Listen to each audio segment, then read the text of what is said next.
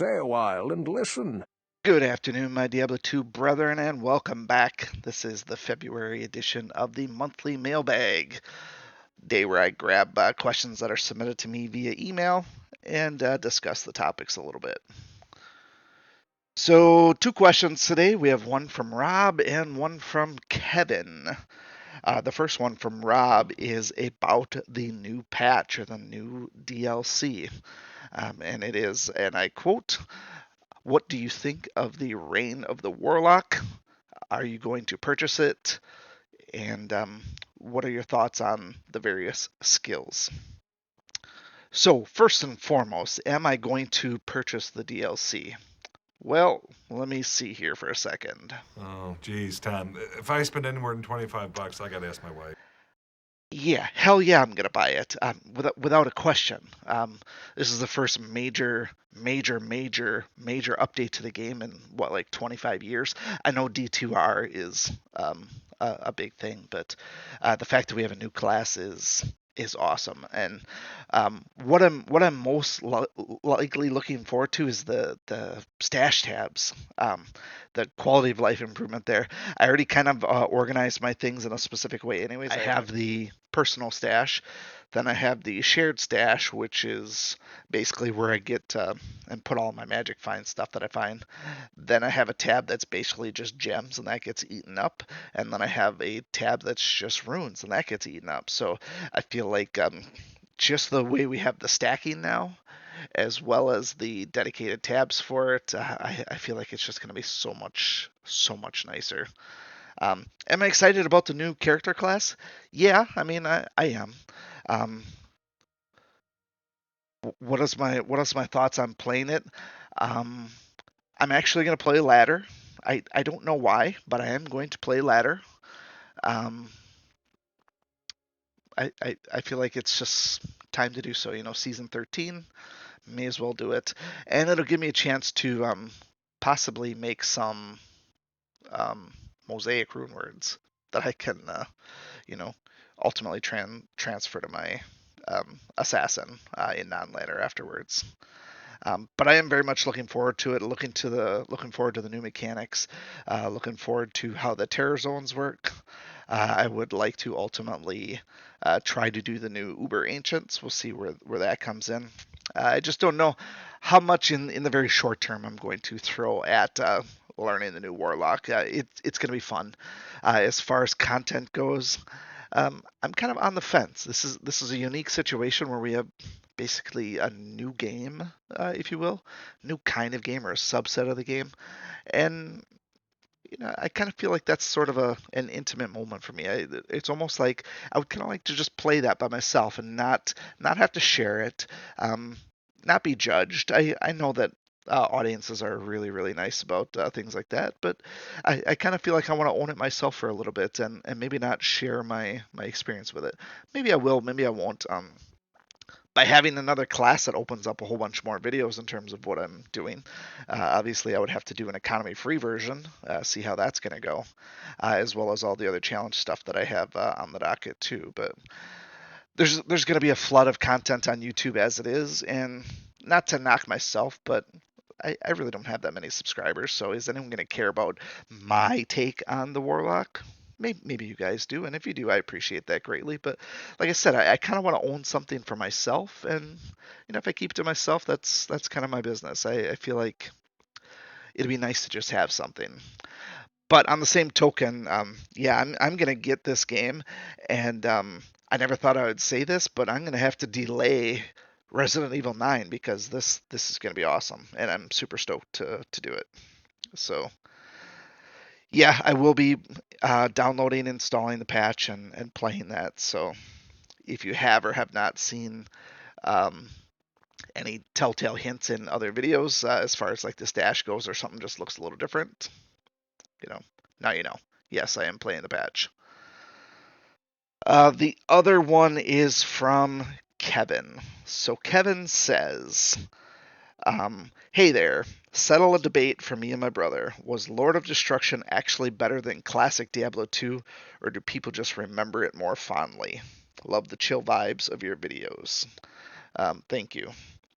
Um, I don't know if I have a dog in this fight as far as the debate goes. I played Diablo since its launch, basically, so I experienced both of them. I played the original classic Diablo um, with the expansion then as well, and then obviously with D2R here. So it was Lord of Destruction better than classic? Yeah, yeah, it was.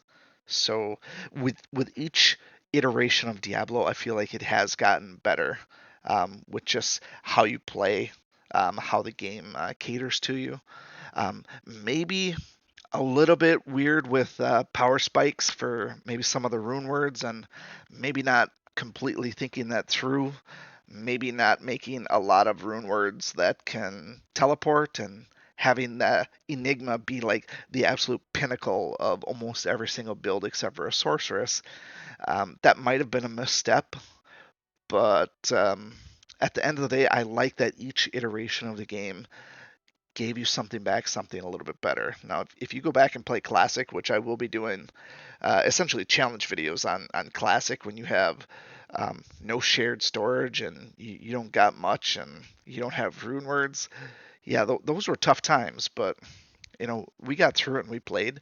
Original Diablo 2 was like you played with your friends. That was the whole point of the game. And then Diablo 2 turned into this like let me show you how much better I am than you are based on the gear that I got.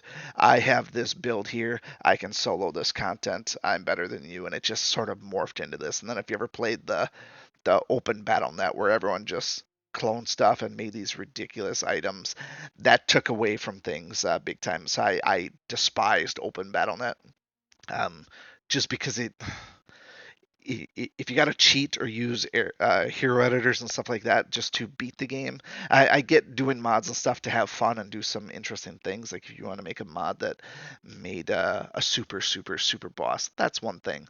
But doing stuff that's basically going to give you a bunch of free elite gear, that undermines the entire point of the game. And part of the reason why I'm doing a lot of these challenge runs and economy free runs is even just taking the hand-me-down gear. Now, when I jump into ladder, that's part of the reason I'm going to play ladder with the Warlock. I could just throw it onto non-ladder and play, and then there's going to be that temptation there. Be like, well, why don't I just grab my Enigma off my Javazon, not using it, give it to the Warlock, and I don't want that. I want to play straight as an arrow, legit. I will trade if there are trades to be had. I'll trade if there happens to be hand-me-down gear in a game. Yeah, I might scout it out. It's probably going to be my only ladder character, anyways. I'm not looking at building any sort of economy, but I I don't like the idea of taking shortcuts. I'm a grind champion. I will do this all day if I have to. So fun little sidebar. In 7 Days to Die, different game. It's a Steam game. Zombies, um, crafting, stuff like that. If you've never heard of it, basically I would spend my time just building structures, placing blocks, building massive houses and structures just because that's what I like to do.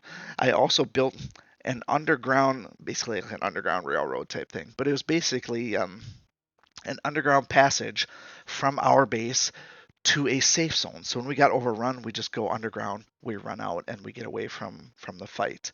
My buddy called it the Ho Chi Minh Trail, and literally, I would log in, and for like 3 hours that night, I would have my pickaxe and my shovel, and I would just dig a tunnel. And I like the grind. I have some OCD tendencies, and I like the idea. It's like I'm making progress towards this thing. And when it was done, it was awesome because it's like here we have this immaculate base. It gets overrun by zombies, and we just run out the bottom, and we run like a mile in game away from the fight and to safety. And it was just I don't know. I like the idea of making things and putting in the work. So the Diablo 2 grind for me is real, and I appreciate it, and I think it builds character.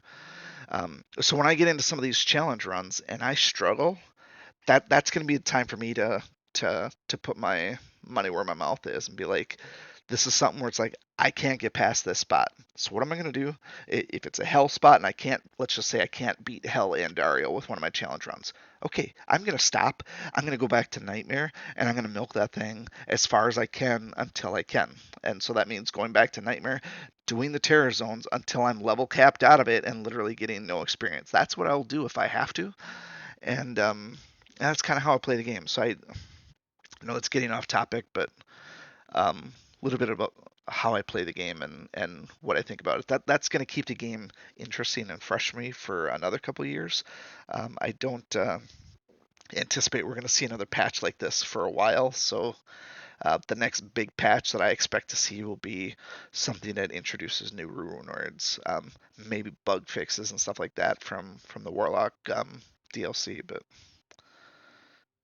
anyways, kind of just rambling at this point here. So, but yeah, is LOD better than Classic? Yeah, it is. And truthfully, D2R is better than LOD, and Reign of the Warlock is going to be better than just base D2R. It's just how it is. I mean, the whole point of adding on to the game is to make it better and to make it more enjoyable, and I think every iteration of that has come true. So that's all that I got for today. I appreciate you reaching out to me with questions. I always love to engage with people. I do appreciate everybody that has subscribed and watched videos and has liked them. It means a lot to me. And if the channel grows, it grows. If not, I'll keep on keeping on. But in the meantime, hail to you, champion, and Taro Dune, and we'll see you next time. Take care.